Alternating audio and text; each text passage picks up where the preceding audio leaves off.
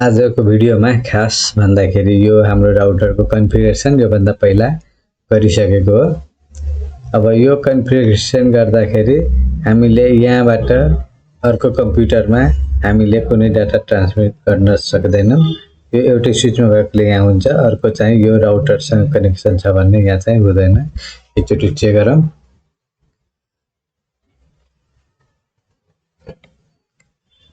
यसको लागि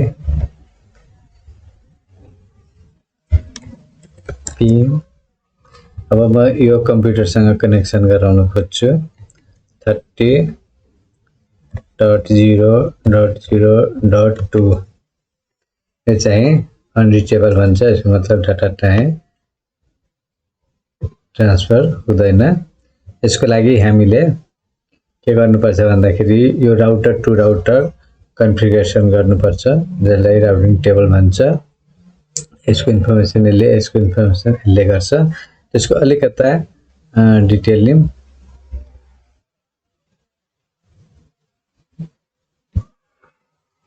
यो पहिला राउटिङ टेबल भनेको के भन्दाखेरि यो एउटा डाटाबेस हो जसले कि नेटवर्क अथवा नेटवर्क पाथ जुन हुन्छ त्यसको इन्फर्मेसन राख्ने गर्छ। यो राउटिङ दुई टेबलको दुई तरिकाको हुन्छ। एउटा हुन्छ स्ट्याटिक राउटिङ, अर्को हुन्छ डाइनामिक राउटिङ। स्ट्याटिक राउटिङ जुन छ यो चाहिँ ठुलो कर्पोरेटहरुमा गर्न गाह्रो हुन्छ। ठुलो आईएसपी जुन हुन्छ धेरै राउटर भएको ठाउँमा यो चाहिँ गाह्रो हुन्छ। यो दुई चारवटा भएको राउटर भएको ठाउँमा गर्न सजिलो हुन्छ। अनि डाइनामिक राउटिङ हुन्छ तपाईको यो अटोमेटिक हुन्छ। यो पनि दुई थरीको हुन्छ। एउटा हुन्छ इन्टिरियर, जुन कि इन्टिरियरमा कस्तो हुन्छ भन्दाखेरि यो सिंगल एएस भन्नाले यो सिंगल अर्गनाइजेसन हुन्छ नि त्यसमा यो चाहिँ काम गर्छ। जस्तैमा रिपहरु लागेको हुन्छ, ओएसपीएफ, EIGRP, IGRP, ISS यो जुन छ यो चाहिँ इन्टिरियर राउटिङमा पर्छ। अनि अर्को हुन्छ एक्सटेरियर राउटिङ जुन कि बीजेपी मा पर्छ। यो चाहिँ जुन एएस हुन्छ जुन डिफरेन्ट एएस मा यो काम गर्छ। एएस भनेको के हो भनेर यहाँ लेखिरहेछ, ग्रुप अफ नेटवर्क हो। यसको पोलिसीहरु छुट्टै छुट्टै हुन्छ। यसरी राउटिङ दुई थरीको हुन्छ, स्ट्याटिक डाइनामिक्स। म चाहिँ पहिला स्ट्याटिक राउटिङ गरेर देखाउँछु, त्यसपछि यही फिगरमा डाइनामिक राउटिङ गरेर रिप ओएसपीएफ हरु जुन छ त्यो चाहिँ गरेर चाहिँ देखाउँछु। अब जाउँ हाम्रो प्याकेट ट्रेसरमा।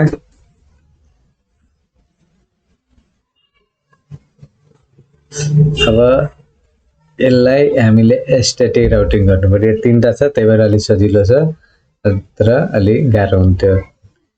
गर्नुपर्ने के हुन्छ भन्दाखेरि जस्तैमा यो राउटरमा मैले सबै यो कन्फिगरेसन गरिसकेको छु।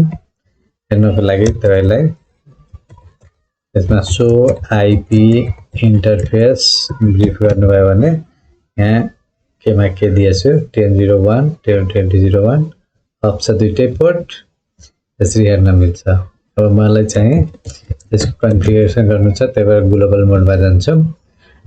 यो आईपी राउट गर्नको लागि के गर्नु पर्यो भन्दाखेरि यो राउटरमा छ भने जस्तैमा अब अर्को राउटरको लागि यसमा तीनटा नेटवर्क छ। यसको लागि एउटा नेटवर्क यो भयो, अर्को चाहिँ नेटवर्क यो भयो, अनि अर्को चाहिँ यो चाहिँ नेटवर्क आईडी भयो। अब के गर्नु पर्यो भन्दाखेरि यो राउटरबाट अहिले यहाँ चाहिँ कन्फिगरेसन गर्नु पर्यो भने यसको नेटवर्क आईडी के हुन्छ भन्दाखेरि यो नेटवर्क जुन होस्ट हुन्छ त्यसलाई 0 गरिदिएपछि यो नेटवर्क आईडी भन्छ। भन्नाले 30.0.0.0 हुन्छ।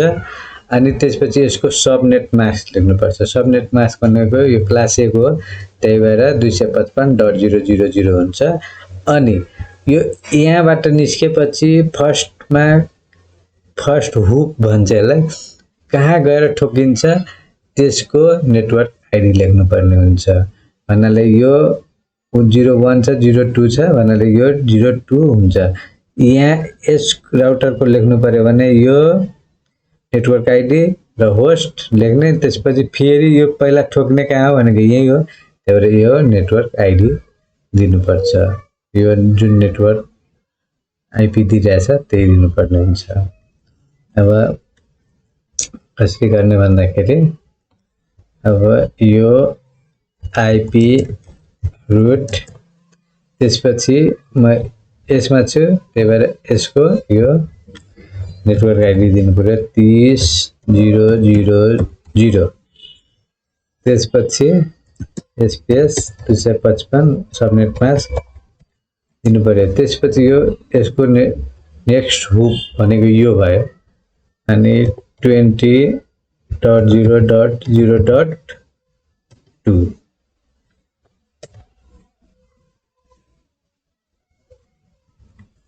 अनि त्यसपछि यो यहाँको लागि भयो त्यस्तै यो राउटरको लागि यहाँ जानु पर्यो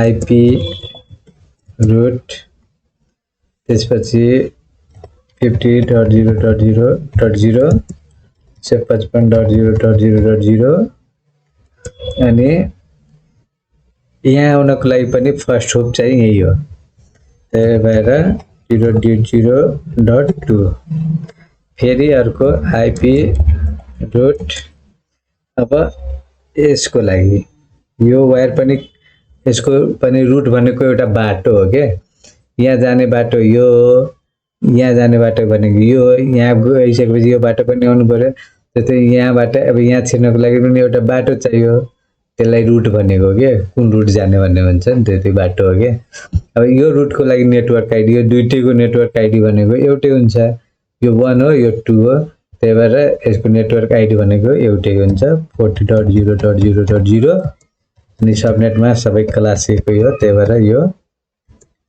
अनि यो नेक्स्ट भनेको एउटै हुन्छ किनभने जहाँ पहिला ठोकिन्छ भनेको यो राउटरबाट गयो भने पहिला ठोक्ने भनेको यो हो किन यहाँबाट मानौँ न रुट भनेको एउटा बाटो हो यो बाटोबाट गयो भने यो बाटोबाट गयो भने तपाईको जाने भनेको यही हो त्यसपछि यता जाने हो त्यसपछि यहाँ जाने हो त्यसपछि यहाँ जाने त्यही भएर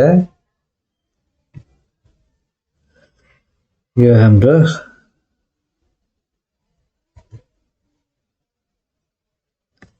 0001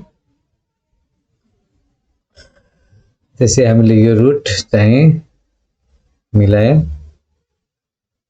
अब यो कम्प्युटरमा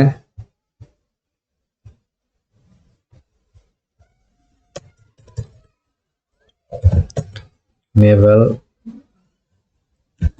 त्यसै ग्लोबल मोडमा जान्छौं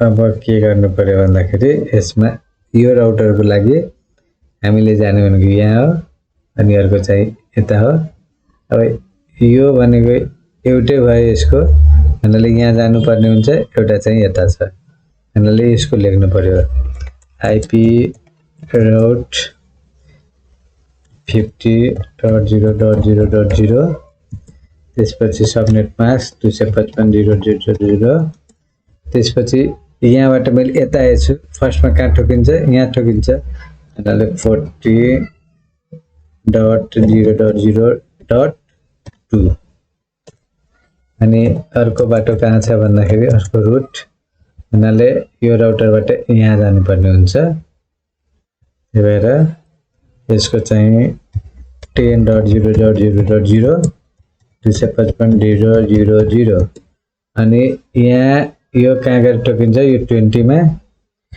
20.0.0.1 यसको लागि दुईटा रुट मात्रै छ यो कि यहाँ जान्छ कि यो चाहिँ यहाँ जान्छ अर्को छैन त्यही भएर यो यसको सक्यो अब यसको लागि कस्तो छ भन्दाखेरि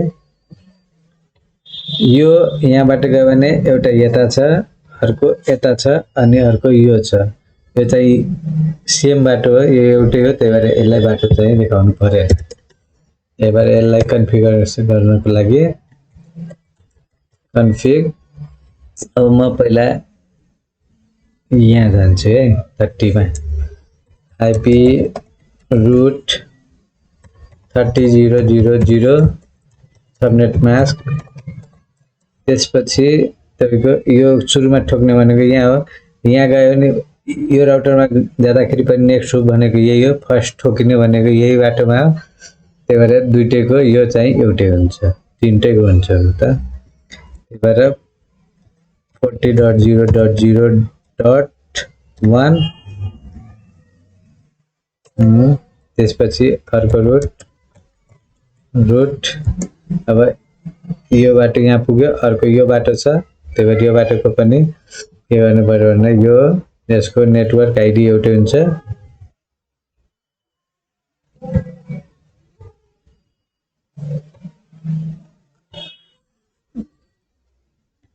त्यो कति छ भन्दाखेरि 20.0.0 नै हुन्छ यसको 255.0.0.0 अनि नेक्स्ट भनेको सेम हो, सुरुमा ठोक्ने भनेको एउटै ठाउँमा आइपी रुट।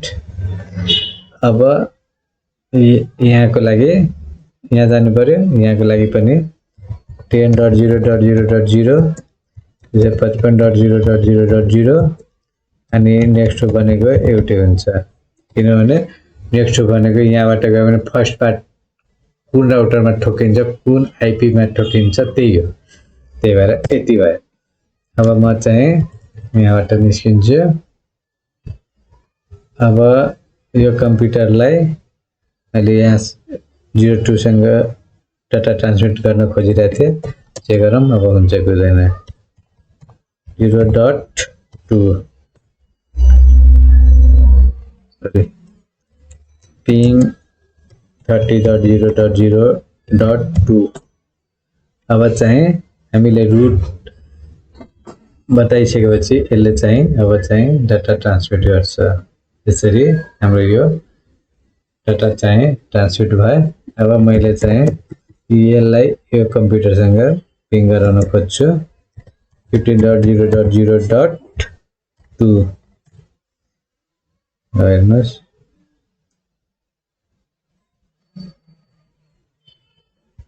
भइरहेछ। यसरी हामीले स्ट्याटिक राउटिङ भन्छ यसलाई। स्ट्याटिक राउटिङबाट तपाईले इजिली चाहिँ त्यो डाटा त्यो राउटर टु राउटर कन्फिगरेसन गर्न सक्नुहुन्छ। कसरी थाहा हुन्छ भन्दाखेरि सो आइपी रुट लेख्नुहुन्छ भने यहाँ देखाउँछ हेर्नुहोस्, यो एस भनेको स्ट्याटिक हो अनि आर भनेको रिप, यो पछि चाहिँ हामीले गर्छौं। अब यहाँ हेर्नुहोस् यो एस छ तीनटा, यो 30.0.0.0 भन्नाले यो 30.0.0.0 छ, यो चाहिँ अनि 40 वाला यो हो, अर्को 50 वाला यो हो। यो सबैको अगाडि एसएस लेखेको छ भन्नाले स्ट्याटिक राउटिङ हो भनेर बुझिन्छ। यसरी हामीले राउटिङ गरेर स्ट्याटिक राउटिङ गरेर डाटा ट्रान्समिट गर्न सक्छौं। यो चाहिँ सबै यो तीनटा छ भने सजिलो छ, 50 वटा भयो भने लेख्न गाह्रो हुन्छ। त्यही भएर डायनामिक राउटिङ आएको हो।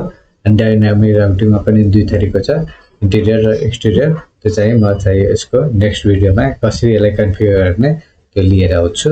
हस्, थ्यांक यू, धन्यवाद।